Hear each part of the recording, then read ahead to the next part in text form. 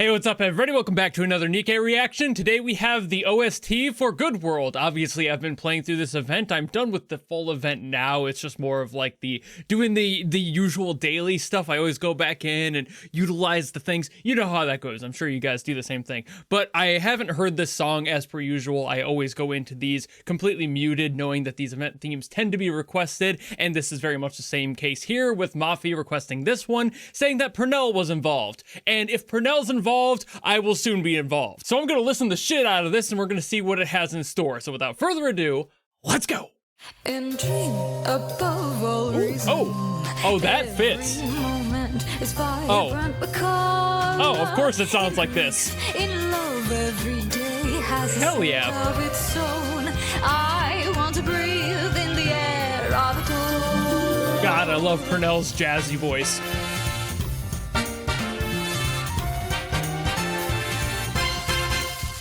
A swing to swing on with every turning of the seasons. Isn't it wonderful? That's a very crispy ride, too. Very bright. Whispers in quiet grace. Portray horizons, embrace. Let them explore and ignite the spark of light. Sorry, I'm listening to the little extra details in the drums. Feel and reveal all the dreams and wishes that flowers keep concealed. I want to make the magic blossom and be real. I want to fly in the sky, be the sun and the rain that's so. It has so much. It's got so many layers to it. Endless paradise, my heart belongs. A secret hope buried so deep inside. I'm really surprised how bright this song is mixed. Very heavy in the highs. The high end of the mix. A bench to seat on with. It's not a bad thing. Just not quality I'm used to. I craft and I shape all manner moods in a utopian ideal that is life. To be alive and walk aside every rose and lavender whose petals dance all over the soil of miracles of romance for the future. I want to feel so God, the musicality of the kit. dreams and wishes that flowers spread all around. I want to make the magic blossom, and for real, yeah, I want to fly. Again, this is like exactly what I would have expected from this character in this event. I just can't believe I didn't think they would do this for some reason. I should have expected this.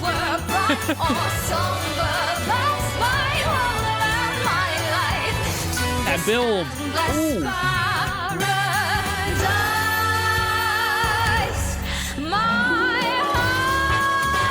God. Oh, and it ends so suddenly too. Also very swingy, very jazzy of them to just end it on that energy. No real need to like fully resolve or like really feather it out or anything. Just boom, we're done.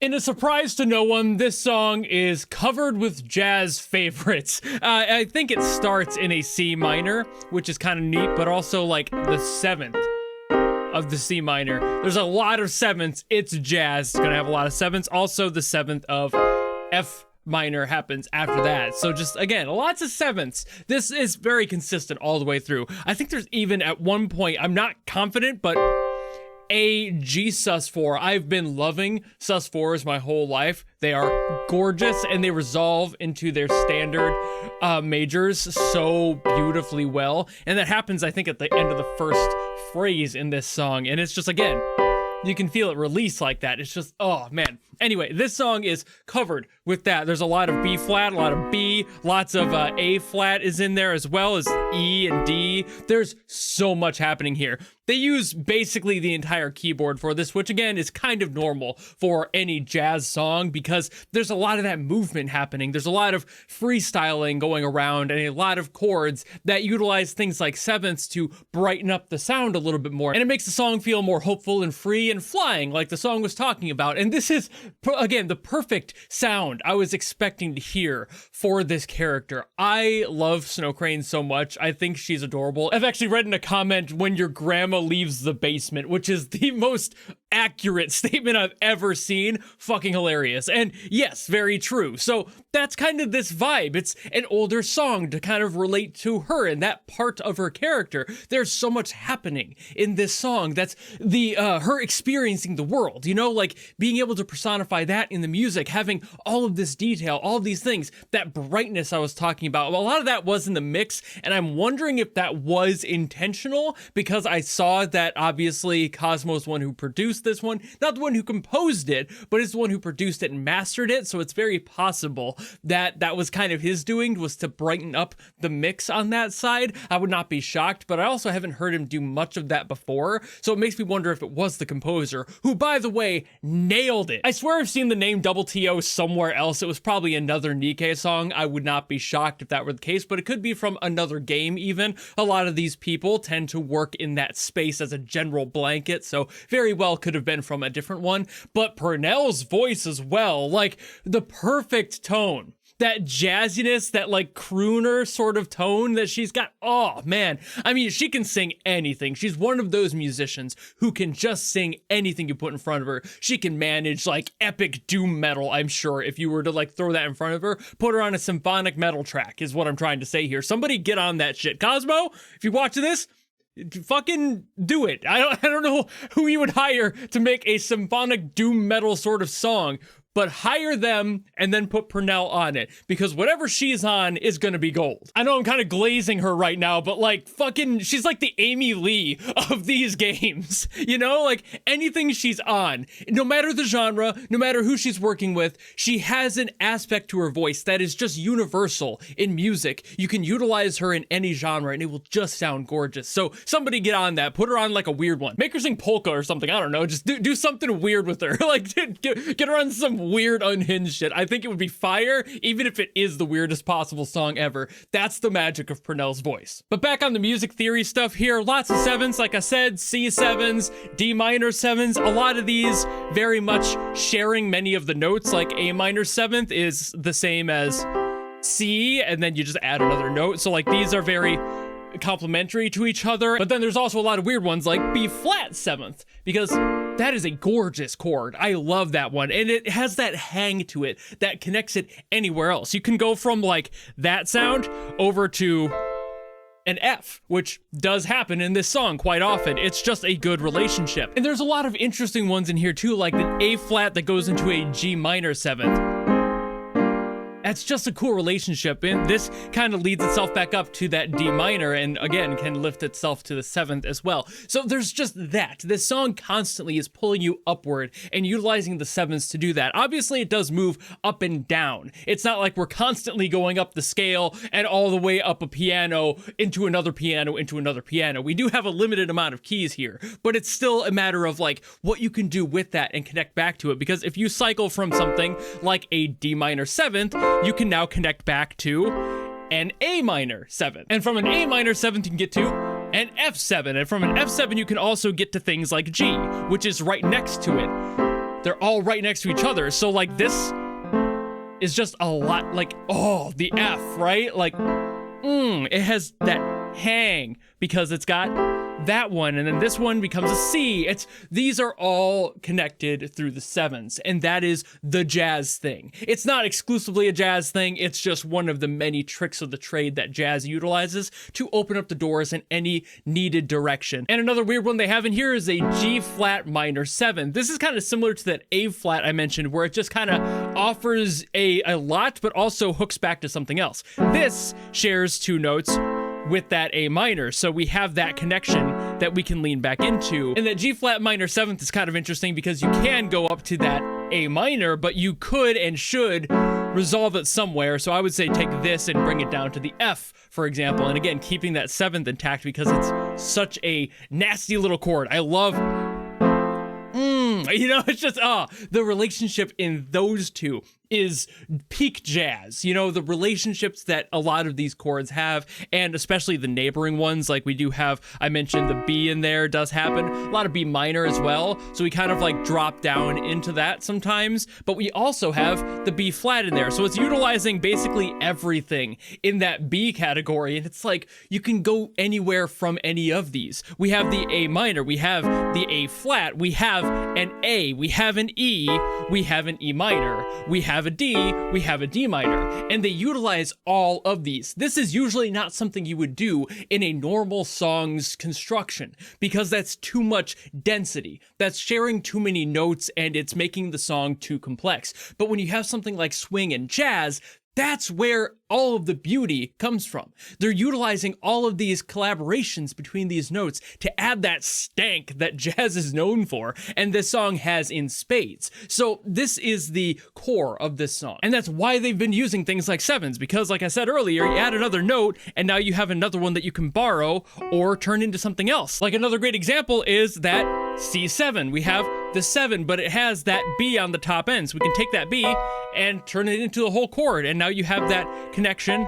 up to something higher. This is the essence of it. And again, the complexity of this song, the beauty of the soundscape in this song, the scale of this song is just phenomenal. It feels so bright. And that's why I love the 7s in here, because it adds that brightness. I know I said that earlier, I'm pretty sure at least, but this is the factor of it that makes me go, did they add the mix of the brightness to make it sound even brighter, to crank that even higher, to add that crispiness to the top end that usually wouldn't be there, because this was pretty aggressive in that high end, bordering too high, in my opinion. Like, the mix here was just shy of being a little grating to the ear, but I feel like pushing it to that degree made all of the things like the 7ths in this song feel that much more notable, and it made it feel so much more present in the entirety of the song. We had a great bass line as well, and plenty of instruments to be able to support the low end, but all of that high crispiness on the top end was what was making this song feel like it was really expanding itself outward, much like Snow Crane wanted to do. These are the things that make music, in a general sense,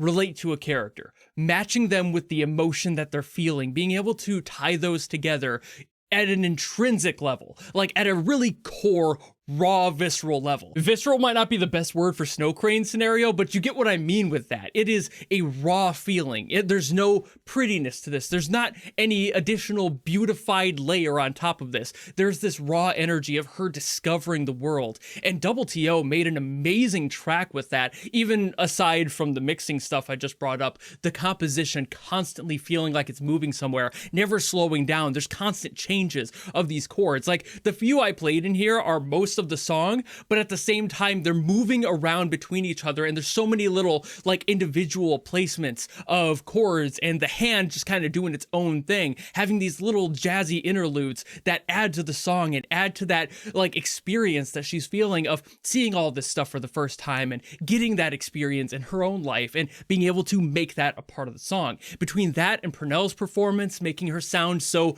bright and like bright-eyed and bushy-tailed, basically, like she just came out of the basement, for example. So like this is beautiful. This is one of those tracks that like fully locks itself into, we need to write a song for this character to reflect what she's going through, what she's feeling, what the scenario of the general feel is. And while they've done other stuff like this, obviously even stuff like Enter Heaven had a very similar vibe to the character matching it. That's the point of these songs. But there is definitely a point where you so perfectly nail the essence of the character in song that I just get excited about it, and I start to lose my train of thought because I'm talking so much and so fast that I'm going to have to edit this video way down, because I'm sure I've stumbled over or repeated things 20 times at this point. I've been recording for more than 45 minutes. I'm sure this video is going to be probably closer to 15. When I'm saying I yapped, but a lot of this is definitely me retreading the same ground, so I have to edit all that down.